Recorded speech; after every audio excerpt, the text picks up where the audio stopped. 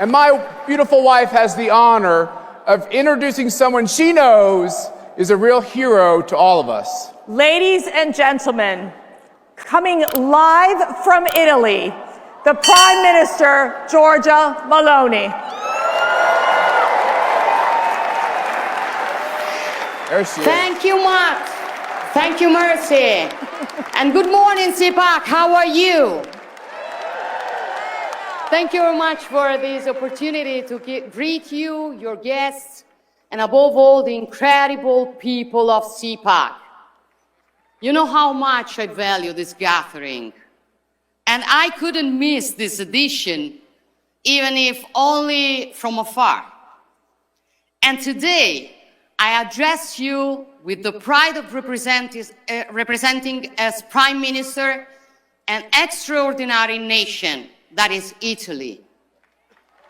A nation with a deep, unbreakable bond with the United States.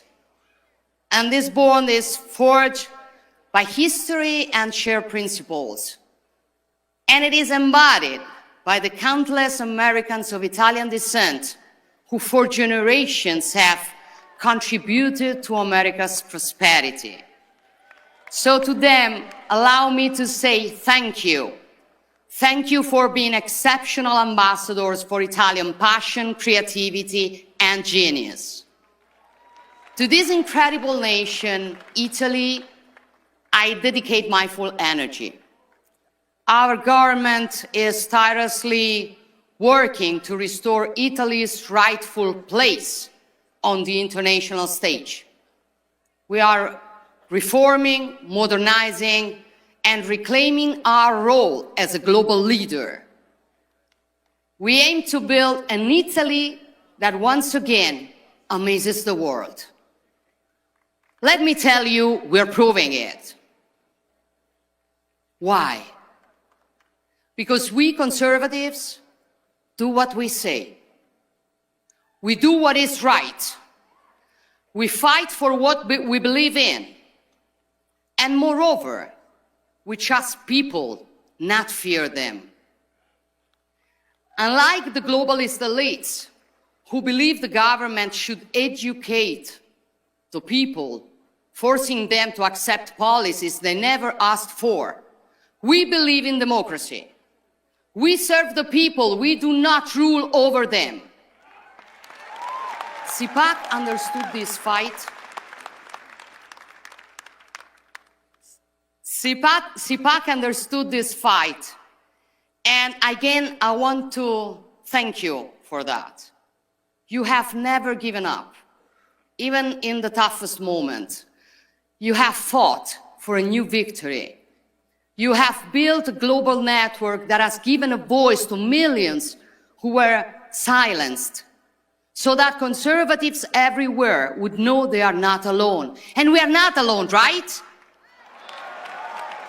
CPAC understood before many others that the political and cultural battle for conservative values is not just an American battle. It is a Western battle. Because, my friends, I still believe in the West. Not just as a geographical space, but as a civilization. A civilization born from the fusion of Greek philosophy, Roman law, and Christian values. A civilization built and defended over centuries through the genius, energy, and sacrifices of many. When we say West, we define a way of understanding the world where the individual is central, life is sacred, all men are born equal and free. The law applies equally to all. Sovereignty belongs to people, and freedom comes before everything else. This is our heritage. And we will never apologize for it. My question for you is, can this civilization still defend the principles and values that define it? Can it still be proud of itself and aware of its role? I think so. Vice President rightly stated that before discussing security, we must know what we are defending.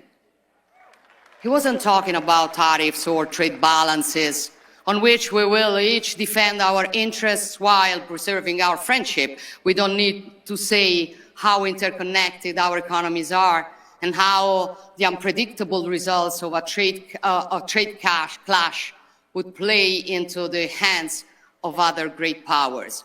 Vice President Vance was discussing something deeper: identity, democracy, freedom of speech. In short, Europe's historic role and mission. Many pretended to be outraged, calling for European pride against an American daring to lecture us. But let me tell you, second, these ideas are not new for many of us. Brave European leaders have been saying this for a long time. I've said them many times before, even from the CPAC stage, urging Europe to rediscover its true and deepest soul, which has been sacrificed on the altar of wokeness, bureaucracy, and mercantilism.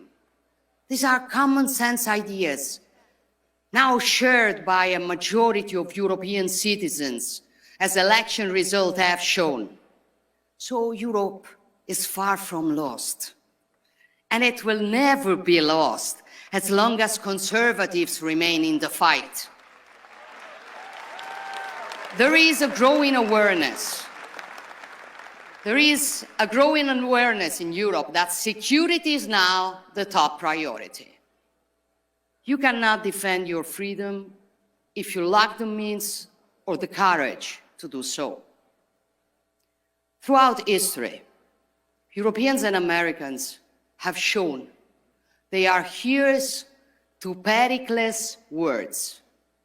That is why conservatives keep on growing and are becoming more and more influential in European politics. And that is why the left is nervous.